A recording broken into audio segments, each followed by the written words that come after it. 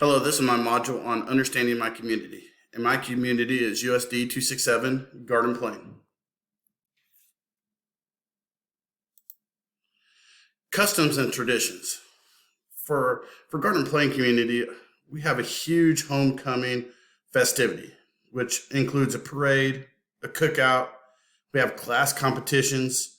So everybody lines up Main Street, and as the parade goes down, it ends at our football stadium. And from there, our booster club provides hamburgers, hot dogs, or sloppy joes, whatever they decide that year, to provide to the community at a free will donation. And then everybody gets in the bleachers and eats as our freshman through senior classes do competitions. Garden Plain is known for its 4th of July festivities. It starts in the morning with turtle races, parades, kickball, a variety of things for our kids to do.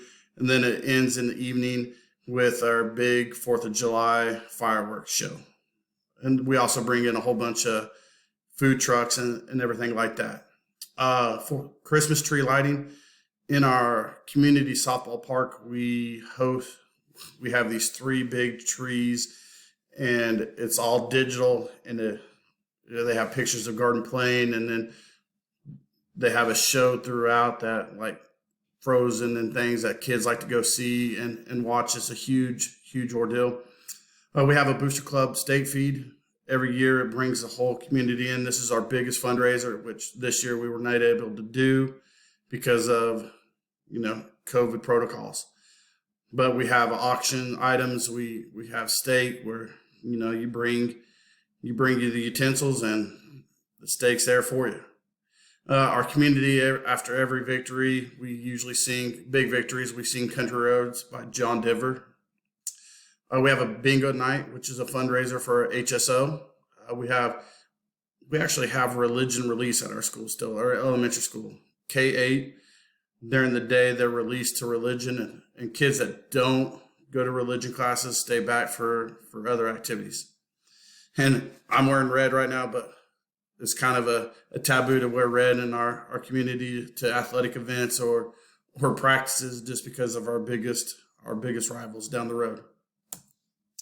Our demographics, our population characteristics. Our population is around 779. Our median age is 37.4. And there's the breakdown. I won't read through that. And it's pretty much 50-50 for male, female. 94.5% are high school graduates or higher, and 35% are bachelor degree or higher. The biggest occupations in Garden Plain is our school district, Fisher Lumber, and our co-op.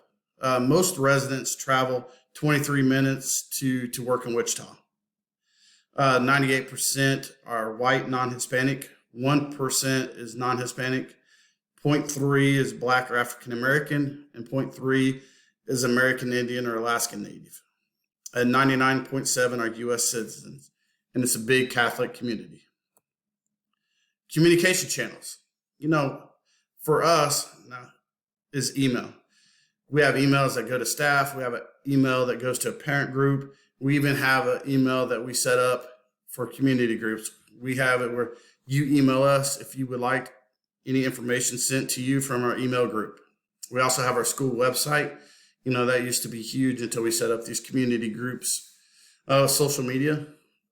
I'm big on Twitter. Our principal's big on Facebook. Now with COVID, we big on YouTube. We stream games, plays, concerts, etc. And that stuff is used daily. We just now created this semester at OWL TV for our school. And the first one comes out this week, and I'm really anxious to see how that comes out. Our local newspaper is Times Sentinel, and email and social media are the best way to reach our public. Community groups. We have our Booster Club, like I mentioned before. HSO is called Helping Schools Out, and they provide the bingo night and things like that. We have our REF, which is our Renwick Education Foundation. Each year you can apply for a $1,500 grant for your classroom. We have CYM, and that's our youth ministries. They meet every Wednesday and Sundays, and They do fun activities with our youth in the community.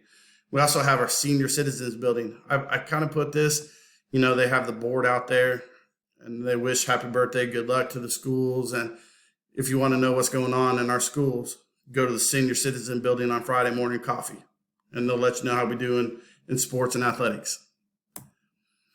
Leadership. I put our school board. It starts at the top. Superintendent, principals, assistant principals, our technology director, faculty members, parents, REF, Booster Club, HSO. What are the characteristics of our leadership? They want what's best for our students. They sacrifice their time. Some even sacrifice money. They provide input if needed. And most important, they're advocates for our school, in the community, and in our school system. Economic conditions. Our median household income is $74,000, $250. Our average property value for our homes is $145,000. And, we're huge agriculture, our school, Fisher, lumber, co-op. It all depends on all those. It's hard for growth in Garden Plain because of the average property value. It's expensive to build a house or buy a house in Garden Plain. Political structure. We're a majority Republican community. We have a mayor. He's very involved, positively involved.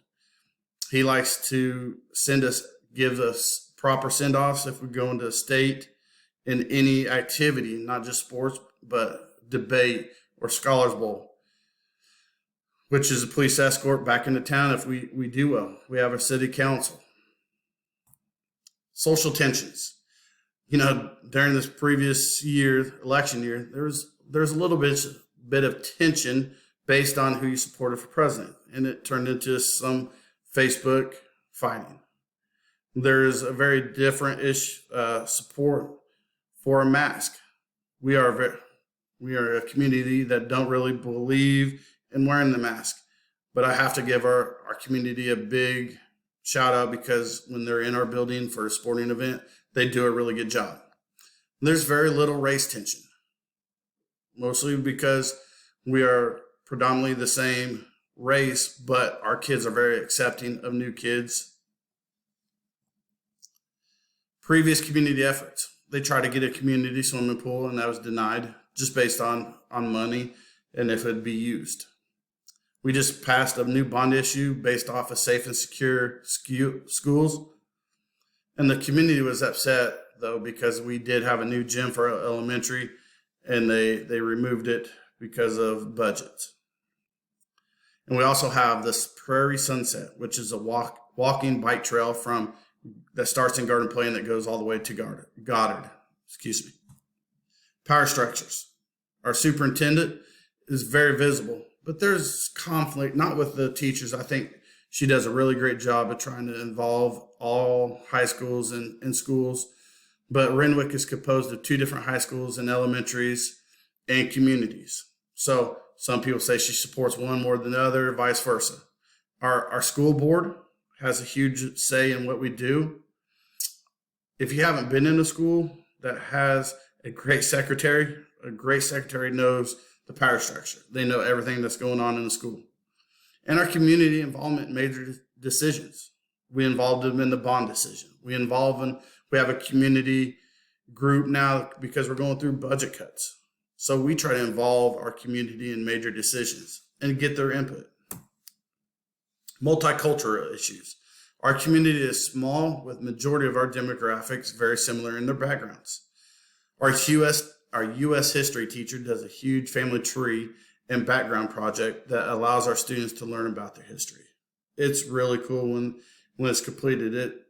It's a big thing for our kids, and they kind of look forward to it from our younger students going into his class. Public opinion. From some outsiders' perspective is that we take athletics more serious than academics.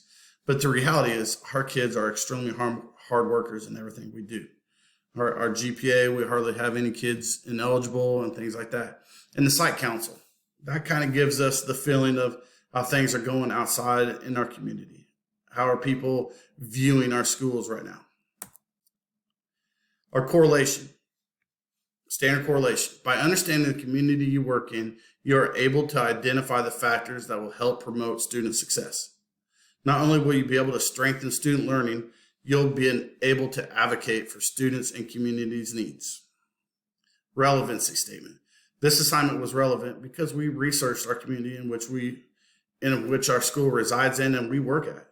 By doing this, we're able to understand what environment our kids are living in. As a teacher, you can figure out what environmental factors may help or hinder your students in their education.